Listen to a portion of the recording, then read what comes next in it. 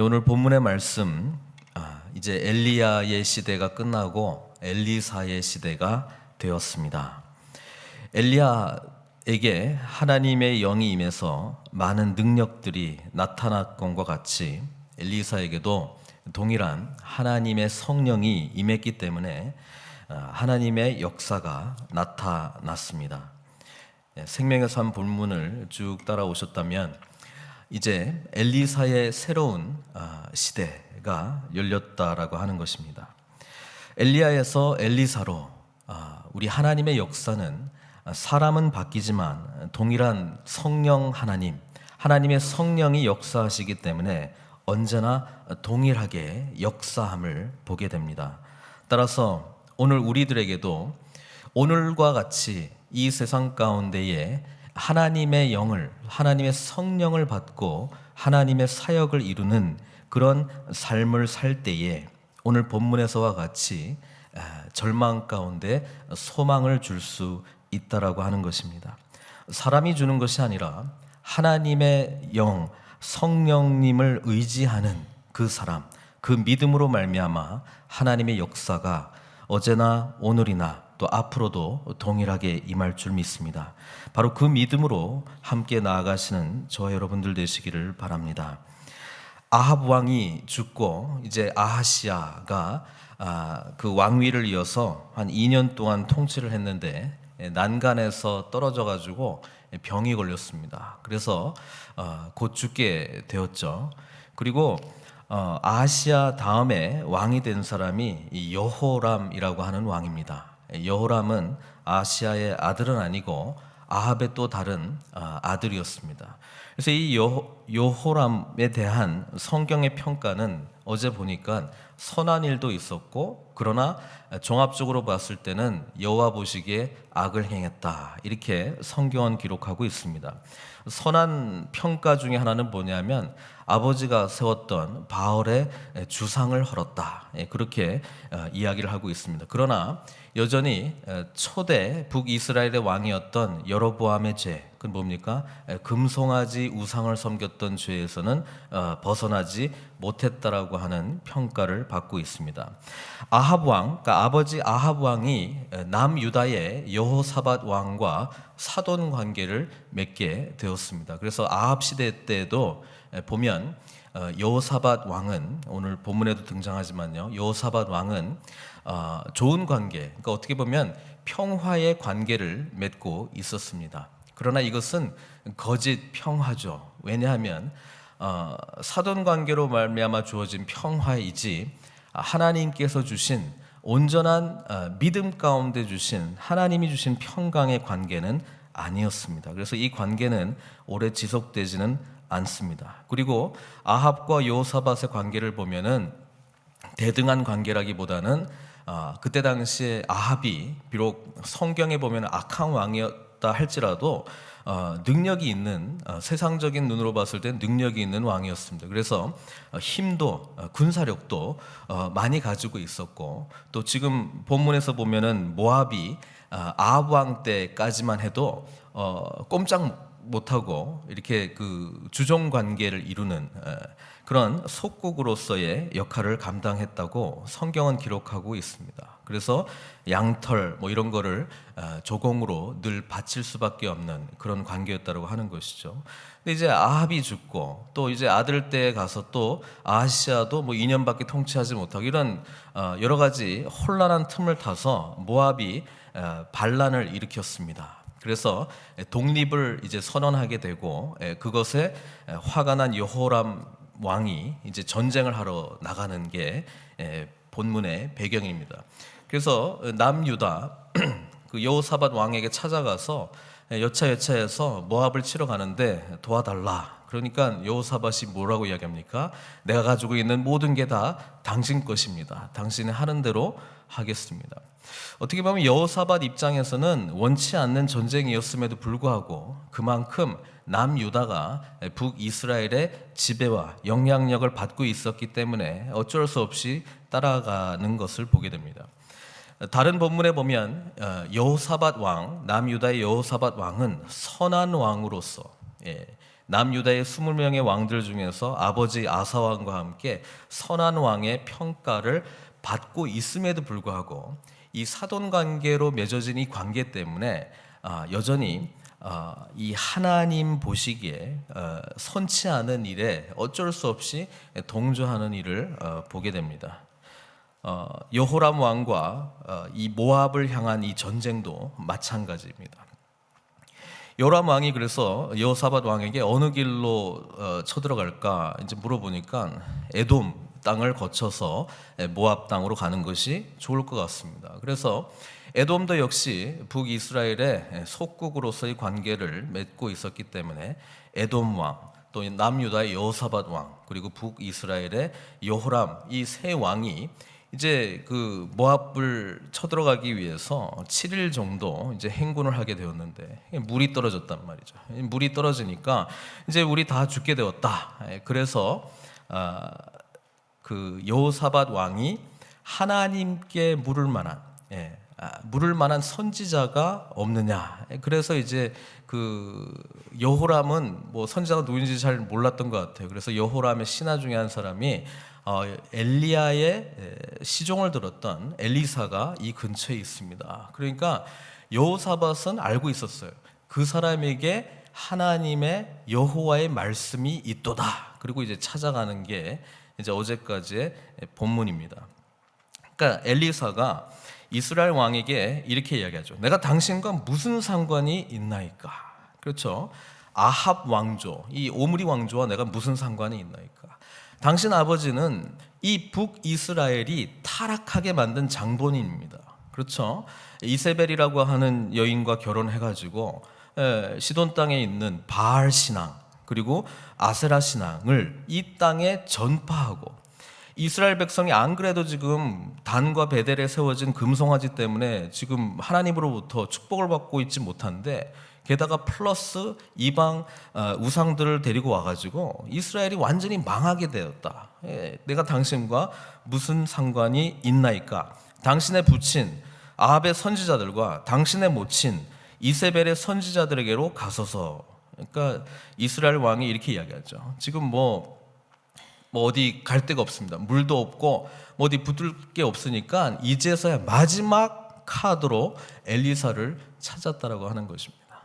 이 본문을 보면 아무리 하나님을 믿지 않는 사람도 코너에 몰리게 되면 결국 또 하나님을 붙들게 되는 그런 안타까운 모습을 보게 됩니다. 믿음의 사람들은 늘 제일 먼저 붙들어야 될 분이 바로 하나님이라고 하는 것이죠. 뭐 세상 카드 가지고 있는 능력 카드 다 써보고 인맥 카드 뭐 다 써보고 하다 안 돼가지고 하나님 붙드는 그런 거 말고, 먼저 하나님을 제일 우선순위로 여길 때에 우리의 삶의 모든 자리들이 제자리를 잡아갑니다. 하나님을 믿는 우리 신앙인들은 늘 하나님께서 우리의 첫 번째 카드가 되실 줄 믿습니다. 이 엘리사가 계속해서 이야기를 합니다. 14절에 내가 섬기는 만군의 여호와께서 살아계심을 두고 맹세하노니 내가 만일 유다의 왕 여호사밧의 얼굴을 봄이 아니면, 지금 엘리사가 지금 아합의 아들 여호람이 찾아오고 여호사밧도 찾아오고 에돔 왕도 찾아왔는데요. 누구 때문에 이 여호람 왕의 청을 들어주냐면 여호사밧 왕 때문에 들어주겠다, 이렇게 이야기합니다. 여러분, 이 세상 가운데는 여호람 같은 사람이 있고요, 에돔 왕 같은 사람이 있고요, 그 다음에 여호사밧 같은 사람이 있습니다. 하나님을 우리가 온전히 믿는다면 누구에 의해서 이 세상이 변화되고 누구에 의해서 이 세상이 영향을 받습니까? 바로 세상적으로 보면은 군사력도 연약하고 나라가 연약했을지 모르겠습니다만은 결국은 여호사밧 같은 사람들을 통해서 이 땅이 움직여 나간다라고 하는 것입니다.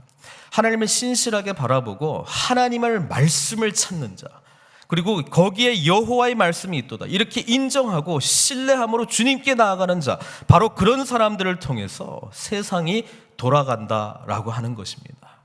우리 믿는 사람들은 그 믿음으로 주님 앞에 늘 나아가야 합니다. 이 열왕기하를 읽어보면은요, 엘리야와 엘리사에게 일어났던 일, 엘리사에게 일어났던 일들과 함께 왕들의 이야기가 일어나고 있습니다. 성경이 말해주고자 하는 것은 뭐냐면, 이 세상은 왕들에 의해서 움직여 나가는 것이 아니라 결국 살아있는 하나님의 성령의 움직임, 하나님의 말씀을 붙들고 믿음으로 승리하는 자들에 의해서 이 세상이 움직여 나간다라고 하는 것입니다.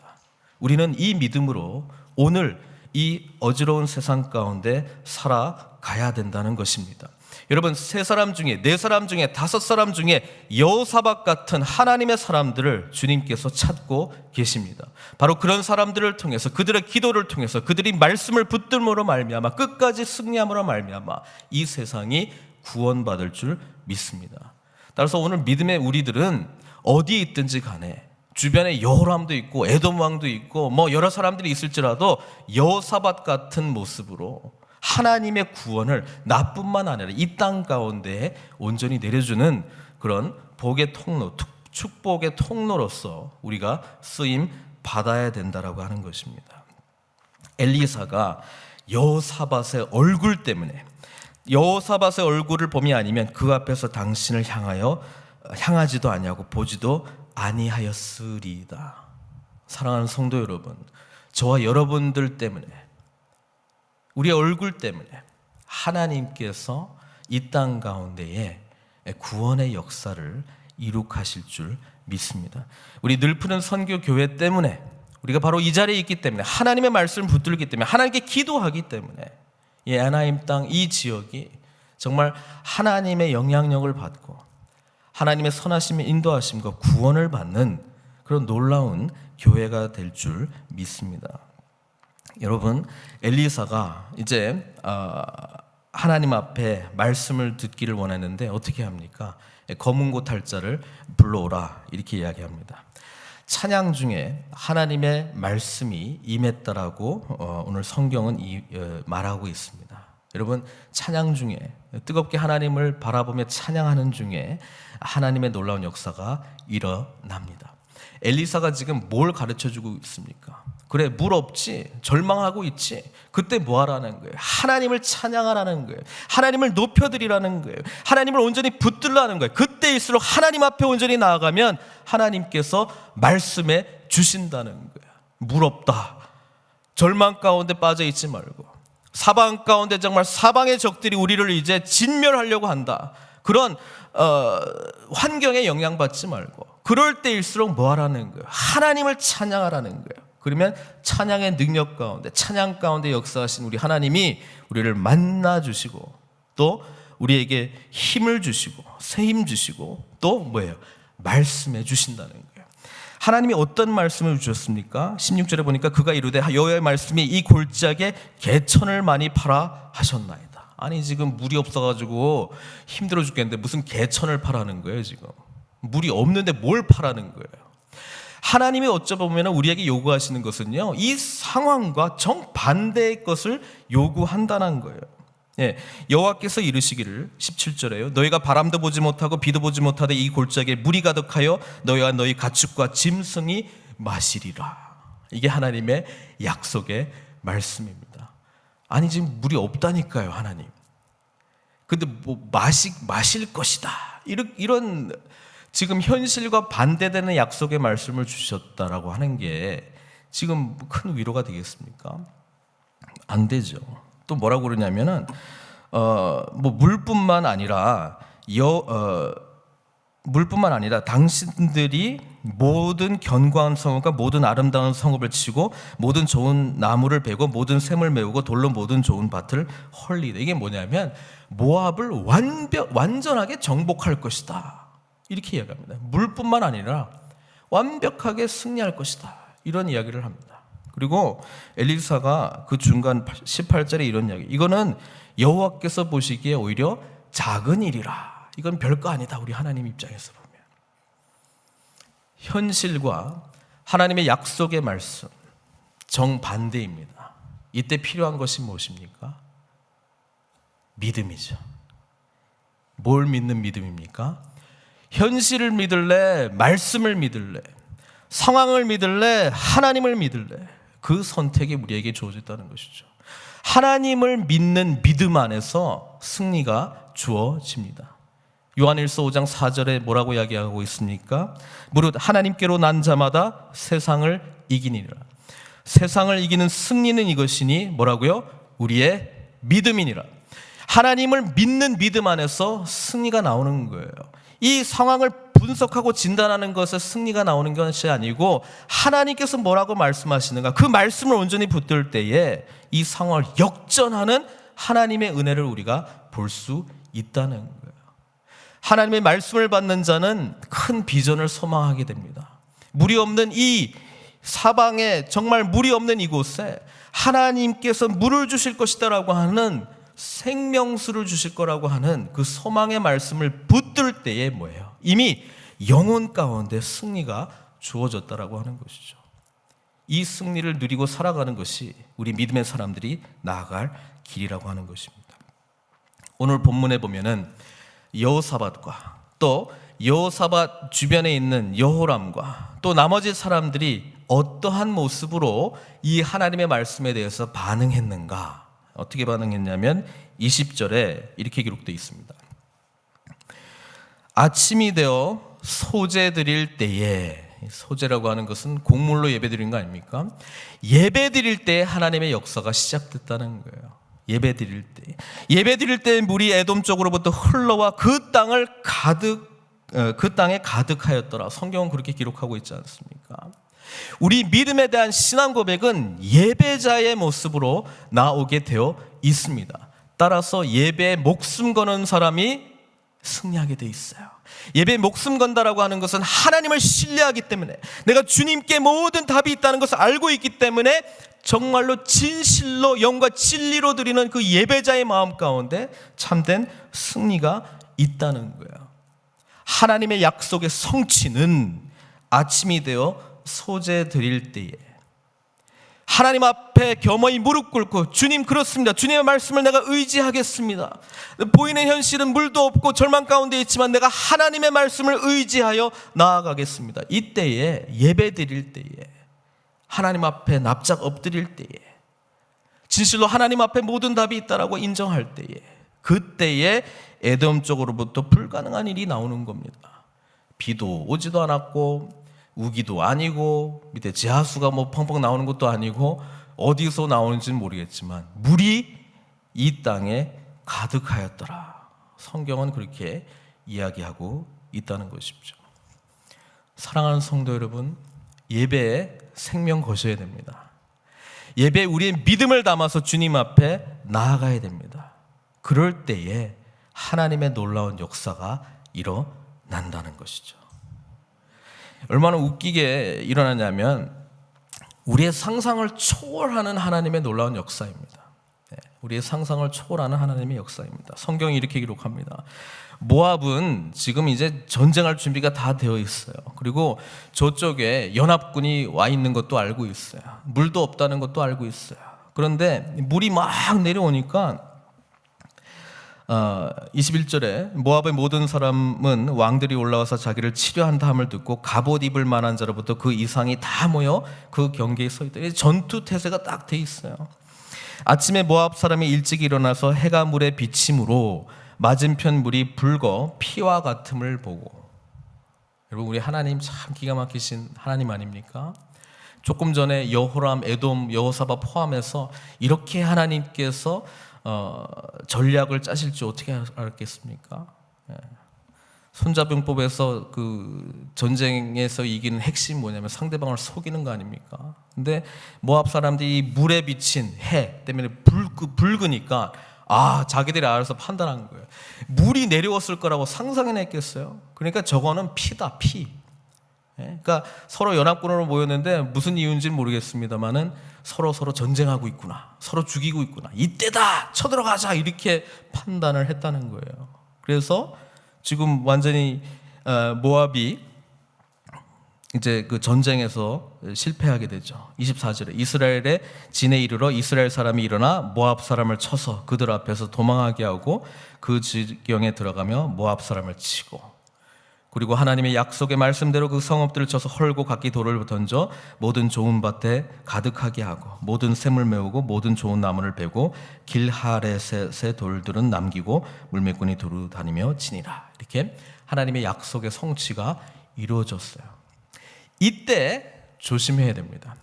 승리의 기운이 우리 가운데 임할 때 조심해야 됩니다. 여호수아가 약속의 땅 가나안 땅에 들어갔을 때 여리고의 큰 전쟁이 일어난 다음에 조심해야 됩니다. 그때 뭐가 도사리고 있습니까? 승리하기 시작했을 때 하나님께서 주신 승리라고 하는 것은 입술로 고백하기 시작하는데 마음으로는 뭐가 들어오기 시작합니까? 교만이 들어오기 시작합니다. 그래서 여리고성 다음에 아이성에 엄청난 패배가 있는 것입니다. 영적 전쟁에서 승리하기 시작할 때 사단이 더 극렬하게, 악랄하게 더 물고 늘어진다는 것을 우리는 기억해야 된다는 것입니다. 영적 전쟁에서 우리는 늘 민감하게 그래서 대처해야 된다는 것입니다. 끝까지 하나님을 인정하는 예배의 목숨 걸고 찬양의 은혜를 구하고 하나님 함께 하시지 않으면 우리는 결코 승리할 수 없습니다 라고 하는 이 승기의 이 분위기, 영적 능력을 깨는 것이 뭐냐면 교만한 마음이 들기 때문에 그렇다라고 하네요. 교만은 뭐예요? 하나님의 자리에 내가 갑자기 또 들어오기 시작하는 거예요. 그런 일이 나타나기 시작했습니다. 왜냐하면 26절에 보니까 모압 왕이 지금 코너에 몰렸단 말이에요. 아니 지금 서로 싸우는 줄 알고 갔더니 이건 뭐 예상치 않은 일들이 오는 거예요. 뭐 연합군이 전부 그냥 모압 사람들한테 그 전쟁하러 지금 나오고 뭐 주변에 있는 용사들이 막 파박 쓰러져 가고 있는 거야. 이때 여러분 쥐도 코너에 몰면 고양이를 물게 돼 있잖아요. 코너에 몰면 사람이 뭐 그냥 뭐 어차피 죽을 거다 이 생각이 들면 사람이 굉장히 용감해지지 않습니까? 모압이 뭡니까?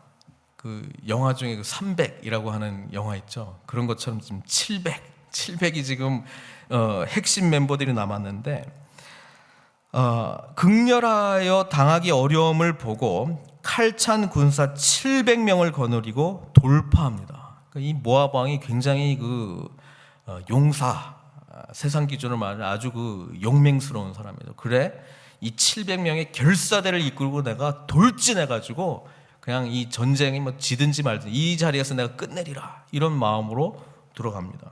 그리고 모압이 그때 그모스라고 하는 신을 섬기고 있었는데 그모스 신을 섬길 때 뭘 합니까?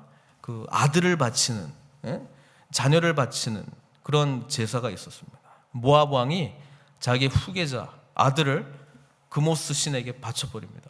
그러니까 지금 그 모압 군대는 분위기가 어떻게 되냐면은 와 왕이 자기의 후계자 아들을 그냥 바쳤어. 이거 완전히 그냥 그 군인들이 어떻게 보면 세상적인 그런 사기로 충만해가지고 이제 그냥 그래 우리가 그냥 목숨 걸고 한번 해보자. 그럼 목숨 걸고 할 때 무섭습니다. 그렇죠? 무섭습니다. 이렇게 쳐들어오니까 하나님께서 주셨던 말씀의 약속 때문에 주셨던 이 승리라고 하는 마음이 지금 막 이기고 있을 때 서서히 자기가 뭔가 하는 것처럼 내가 뭔가 하는 것처럼 지금 착각하면서 교만이 막 들어오기 시작하니까 그리고 700명의 이 결사대가 막 뚫고 들어오는 걸 보니까 두려움이 오기 시작했다는 거예요. 그리고 또 뭐합니까? 약속의 말씀을 다시 붙들지 못하게 됩니다. 그러니까 결국 어떻게 됐습니까? 27절 보면 이에 자기 왕위를 이어 왕이 될 맏아들을 데려와 성 위에서 번제를 드린지라. 이스라엘에게 크게 경노함이 임함에 그들이 떠나 각기 고국으로 돌아갔더라. 그래서 연합군이 그냥 해체되었습니다. 이 연합군이 그냥 해체되었습니다. 승리를 코앞에 뒀는데 거의 다 이겼는데 막판에 그냥 흐지부지 되는 거 이렇게 됐습니다. 몇 가지로 생각해 볼 수 있습니다. 첫 번째는요, 훈련받지 못한 영적 생활 때문에 그렇습니다. 훈련받지 못한 영적 생활이라는 것은 하나님 앞에 늘 붙들고 나아가야 돼. 지금 사실 이 여호람 같은 왕은 자기가 힘드니까 그냥 한번 찾아온 거 아니에요. 그렇죠? 이럴 때 하나님께서 막 응답 주시는 것 같아가지고 좋다 하다가 결국 자기 옛날 모습으로 또 돌아가는 거예요. 옛날 모습으로 돌아가니까 또 어떻게 됩니까? 실패가 임하는 것이죠. 주님의 제자들은 영적 훈련이 되어 있는 사람들입니다. 그러니까 상황을 잘 진단하고 분석할 줄 알아야 되는 것이죠. 이럴 때 더욱더 하나님의 은혜를 구하고 끝까지 승리했어야 되는 거예요. 그러나 결국은 뭐예요? 또 하나님의 말씀 순종하는 처음에는 그렇게 나약해가지고 그렇게 나갔다가 결국 뭐 되는 것 같으니까 다시 또 옛날 모습으로 돌아가는 거예요. 그러니까 결국은 완벽한 온전한 승리를 이루지 못하고 결국 실패했다는 것이죠.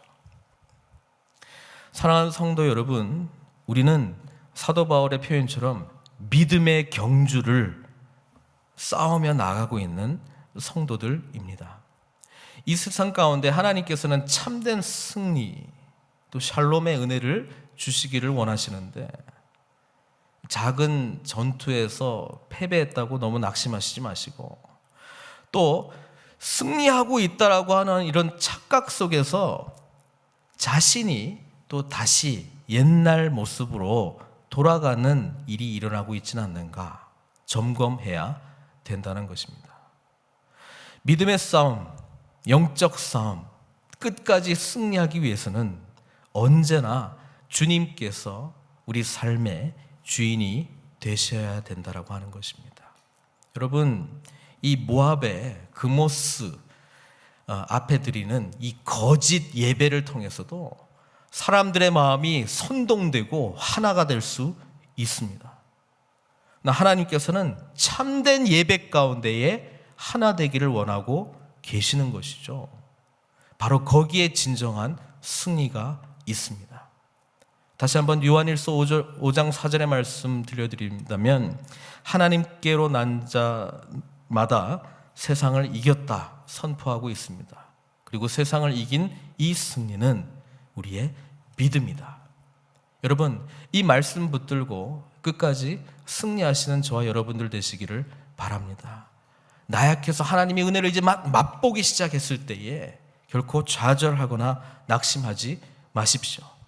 끝까지 찬양 중에 거하시는 하나님의 약속의 말씀 붙드시고 이 말씀 붙들고 예배에 목숨 걸 때에 하나님께 모든 것을 걸 때에 진정한 승리가 우리에게 주어질 줄 믿습니다. 바로 그 믿음으로 함께 나아가시는 저 여러분들 되시기를 주님의 이름으로 축원드립니다. 사랑의 하나님 아버지 감사합니다. 오늘 말씀 앞에 하나님의 말씀을 찾는 자 여호사밧 한 사람으로 말미암아 참된 승리가 주어질 뻔했습니다.